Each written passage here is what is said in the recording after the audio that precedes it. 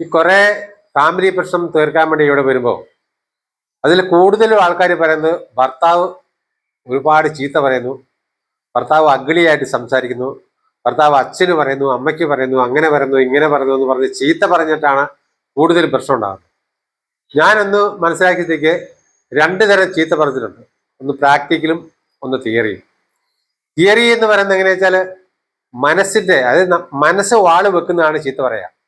മനസ്സിൽ ഒരുപാട് ബുദ്ധിമുട്ട്, അവരെ സംസാരം കൊണ്ടോ പ്രവൃത്തി കൊണ്ടോ റോങ് ആയ എന്തെങ്കിലും കമ്മ്യൂണിക്കേഷൻ കൊണ്ടോ അവരെ മനസ്സിൽ നെഗറ്റീവ് വരുമ്പോൾ അത് ഛർദ്ദിച്ച് കളയുന്നതാണ്, വാള് വെക്കുന്നതാണ് ചീത്ത പറയാ എന്ന് പറയുന്നത്. അപ്പൊ ചീത്ത പറയുമ്പോൾ എന്ത് ചെയ്യാൻ പാടില്ല? ആ ചീത്ത പറയുന്നത് തടയാൻ പാടില്ല.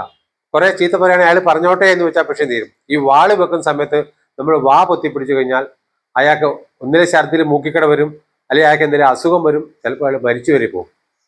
അപ്പൊ ഈ വാള് വെക്കുക എന്ന് പറയുമ്പോൾ ആ വാള് വെക്കാൻ വിട്ടേക്കുക, അയാൾ പറഞ്ഞോട്ടെ എന്ന് പറഞ്ഞാൽ തിയറി പ്രശ്നം അങ്ങ് തീരുമായിരുന്നു. വാള് വെക്കലെ തിയറി പ്രശ്നം തീർന്നു. അതല്ലാതെ വരുമ്പോൾ അത് തടയുകയും ചെയ്യുമ്പോൾ അത് കൂടുതൽ പ്രശ്നമായി തീർന്നു, വീണ്ടും വീണ്ടും പ്രശ്നം ഉണ്ടാവും. Okay, all the best.